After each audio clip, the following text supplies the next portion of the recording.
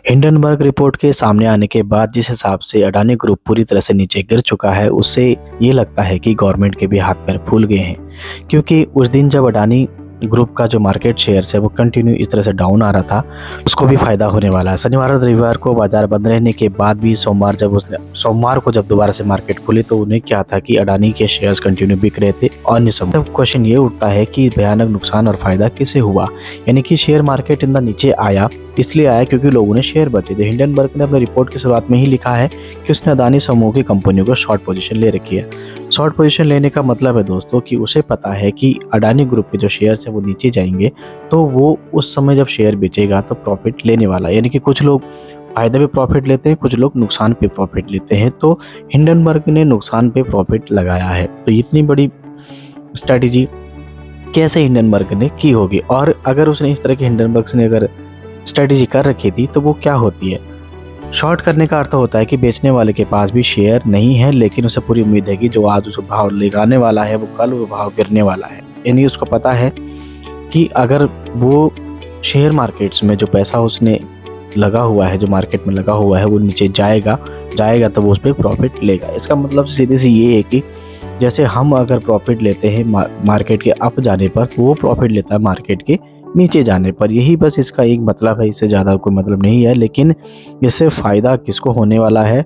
अगर अडानी के शेयर इसने नीचे गए तो किसने इतने ज़्यादा शेयर खरीद लिए और किसने इतने ज़्यादा शेयर बेचे होंगे इस टर्म में, ये भी एक क्वेश्चन जायज़ है। हो ऐसा तो नहीं है कि अडानी ग्रुप ही उस शेयर को बेच रहा हो या उस शेयर से फ़ायदा ले रहा हो। ये भी हो सकता है दोस्तों, हो सकता है कि अडानी का ही एक पॉलिटिकल स्टंट हो और अडानी इस पर प्रॉफिट लेने के लिए ही शेयर मार्केट से अपने ही शेयर्स निकाल रहा हो। क्योंकि ये पहले ही बात साबित हो चुकी थी कि अडानी की बहुत सारी कंपनियां हैं जिन पर अडानी क्या करते हैं, उन कंपनीज़ के थ्रू अपने शेयर खरीदे हुए थे। हो सकता है कि उन कंपनीज़ के थ्रू ही उन्होंने अपना शेयर बेच दिया हो, पूरा प्रॉफिट अपने ही जेब में ले लिया हो।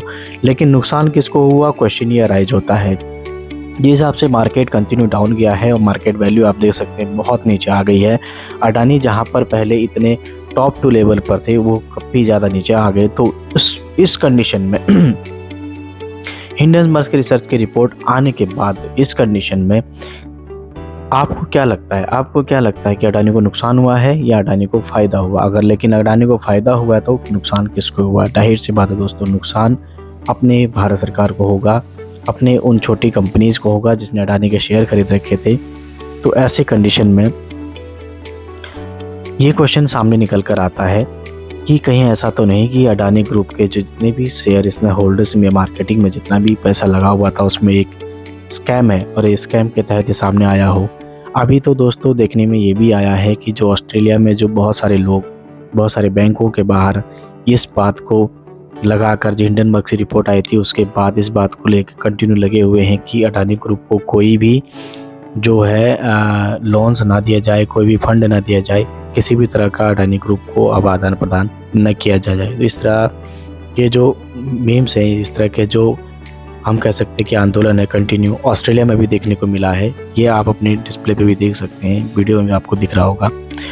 तो इस हिसाब से दोस्तों अगर ये चलता रहा, अगर इस हिसाब से ये कंडीशन बनती रही तो भारत की क्या रणनीति होने वाली है, भारत सरकार इस पर क्या एक्शन लेने वाली है और भारत सरकार इसके प्रति क्या गंभीरता जायज़ करने वाली है, जिससे ऐसा ना हो कि आम आदमी के जनजीवन अस्त व्यस्त हो जाए। क्योंकि कंडीशन इतनी बुरी होने वाली है आगे की आम जो व्यक्ति है, आम जो इंसान है, वो अडानी ग्रुप्स के चलते काफ़ी ज़्यादा प्रॉब्लम में आने वाला है। क्योंकि दोस्तों भारत में जो भी है महंगाई काफ़ी ज़्यादा बढ़ गई है, पहले के कंपेयर में काफ़ी ज़्यादा प्राइसेस अप हुए हैं।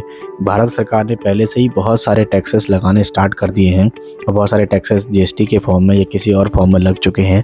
तो अगर इसी तरह से गवर्नमेंट अगर चलती रही, इसी तरह से अगर चलता रहा तो बहुत ज़्यादा स्थिति जो है दयनीय हो सकती है और एक कॉमन आदमी का जो जीवन है वो अस्त व्यस्त हो सकता है। क्योंकि दोस्तों इंडिया में जो पैसा है वो 10% लोगों के पास ही है, 90% लोगों के पास सिर्फ आज के खाने का राशन है। उनमें से भी बहुत सारे ऐसे जिनके पास राशन भी नहीं है, जिनके पास रहने के लिए छत नहीं है, जो रोडों पर सोते हैं। तो ऐसी कंडीशन में अगर भारत सरकार इतना बड़ा कदम अगर उठाती है तो उससे बहुत ज़्यादा नुकसान भारत सरकार को होने वाला है। क्योंकि अडानी को हमको नहीं लगता कि किसी तरह का कोई लॉस होने वाला है, क्योंकि अडानी जो है हो सकता है अपना प्रॉफिट समेटे किसी दूसरी कंट्री में भी सेटल हो सकते हैं। ये क्योंकि पिछले सरकारों में भी हमने देखा है, जो लोग काफ़ी ज़्यादा पैसे बनाए थे उन्होंने क्या करा, इंडिया छोड़ के दूसरी कंट्रीज़ में बस गई। कोई इंग्लैंड बसा, कोई कहीं बसा हुआ है। विजय माल्या ले लो, मेहुल चौकसी ले लो, मोदी ले लो, आप ऐसे बहुत सारे नाम हैं जो काफ़ी ज़्यादा पैसा मार के गए हैं। तो अडानी भी जा सकते हैं। अडानी के भाई पहले ही आपको पता है मॉरिशस में सेटल हैं। उन्हीं के नाम पर 14-15 कंपनीज़ का जो रिकॉर्ड सामने आया है। तो दोस्तों सतर्क रहने की ज़रूरत है, और शेयर मार्केट्स में अब जब कोई इसमें पैसा ना लगाए तो बेहतर है, क्योंकि अडानी ग्रुप्स में एकदम से इतना पैसा लगा देना अपने आप के लिए एक प्रॉब्लम क्रिएट करना है। तो सतर्क रहें, सावधान रहें। फिर हम मिलेंगे कोई एक नए अपडेट्स के साथ। तब तक के लिए मुझे इजाज़त। जय हिंद, जय भारत दोस्तों।